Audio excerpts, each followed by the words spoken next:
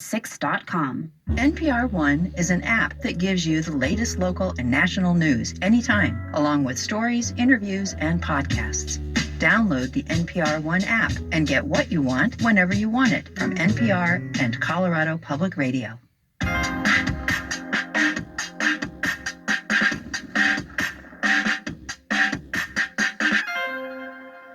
This is 1A. I'm Todd Zwillick of Vice News in Washington. I'm in for Jen White today, and you're listening to the Friday News Roundup. 1 year ago this week, Dr. Anthony Fauci of NIH had a dire prediction when he testified in front of Congress. Things will get worse than they are right now. How much worse we'll get will depend on our ability to do two things: to contain the influx in people who are infected coming from the outside, and the ability to contain and mitigate within our own country. Bottom line, it's going to get worse. 1 year ago, Dr. Anthony Fauci. But yesterday, after a full year of this coronavirus pandemic, President Joe Biden had a different kind of prediction to share. By July the 4th, there's a good chance you, your families and friends will be able to get together in your backyard or in your neighborhood and have a cookout and a barbecue and celebrate Independence Day. That doesn't mean large events with lots of people together, but it does mean small groups will be able to get together. After this long, hard year, that will make this Independence Day something truly special, where we not only mark our independence as a nation, but we begin to mark our independence from this virus. Well, is that presidential optimism a presidential risk? Let's get into it. Anita Kumar is White House correspondent and associate editor with Politico. Anita, good to talk to you again. She talked about what Trump's saying being a risk. And David Lightman is here, congressional correspondent for McClatchy when he Newspapers. gave us all the virus David, great for to talk a to you year, as well. made it into a genocide. Yeah, thanks for having me. And Julie Rovner is here. Julie is chief Washington correspondent with Kaiser Health News. She's also host of the podcast, What the Health? Julie, great to see you. Thanks, Todd.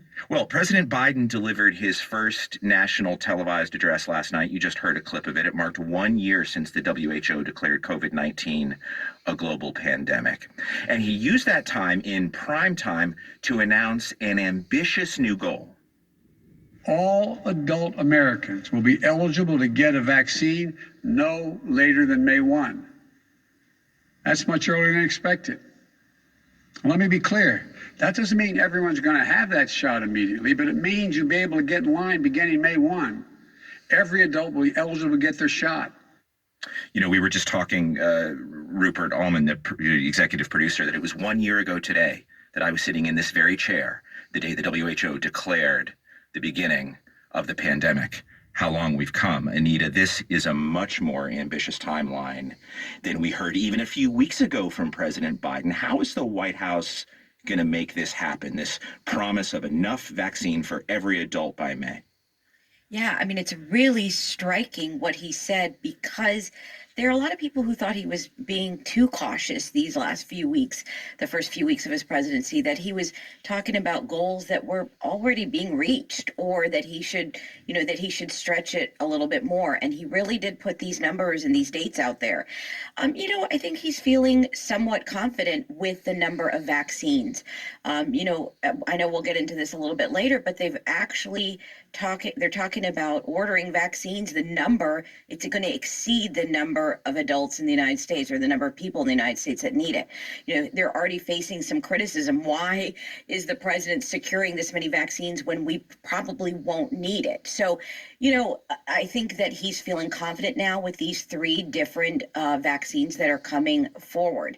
I will say that before he spoke, the White House and staff, made sure to say, look, there are some things that could come along here, and that we may not reach these goals if these variants come about, if there's some other problems that come. So they were still being somewhat cautious, but clearly to name these dates, May 1st and July 4th, they must feel pretty confident in the vaccine. Setting benchmarks for the future. Maybe there's an opportunity for some vaccine diplomacy if the United States is going to have a surplus. But Julie, what has to happen on the vaccine side, on the distribution side, on the equity side for this May 1st goal to be reached for Americans? Well, I think the administration feels pretty confident confident, interestingly, on the equity side, because they can do things like get mobile vaccine, vans out and give more vaccine to community health centers that serve sort of populations that are both low income and are in shortages of health providers. I think the bigger problem for this May 1st deadline is that a lot of states, including my own home state of Maryland, just don't have enough capacity to deliver all of those vaccines. Here in Maryland, we haven't even made high-risk people eligible, who are in their 60s. I happen to be one of them. So the idea that, in just 6 weeks, everybody's going to be eligible and it's going to be that much harder to get an appointment. I think, in the states, and there are a number of them where it is still really, there are way more arms chasing vaccines than there are vaccines. That's going to be interesting to see. But I do think they are pretty confident about how they're going to get to the vaccine hesitant and to the people who have difficulty getting to vaccines. I think it's just sort of the large masses. We'll see how long it takes to actually, get these shots in arms and whether they'll have enough vaccinators. David, the speech last night from the president, his first national primetime speech, was heavy on symbolism 1 year into the pandemic. It was heavy on empathy, which is sort of the Biden brand, talking about what we've lost, taking out that card that he carries in his pocket with the latest number of American dead written on it. What is this moment for the White House as they try to shepherd the country through the pandemic? Well, he has to show that he knows what he's doing, that Joe Biden is well known in Washington, well known as a senator, and well known as competent in certain areas. I mean, judiciary, foreign affairs, et cetera.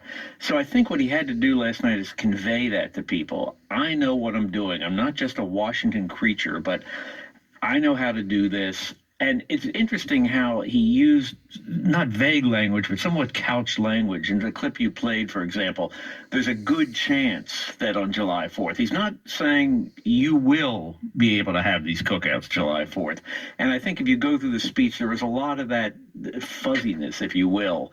And that's the mark of somebody, again, who is trying to show, I know what I'm doing. I'm not making you crazy promises, but I'm pretty confident. I know the system. And if things work out, we'll be okay.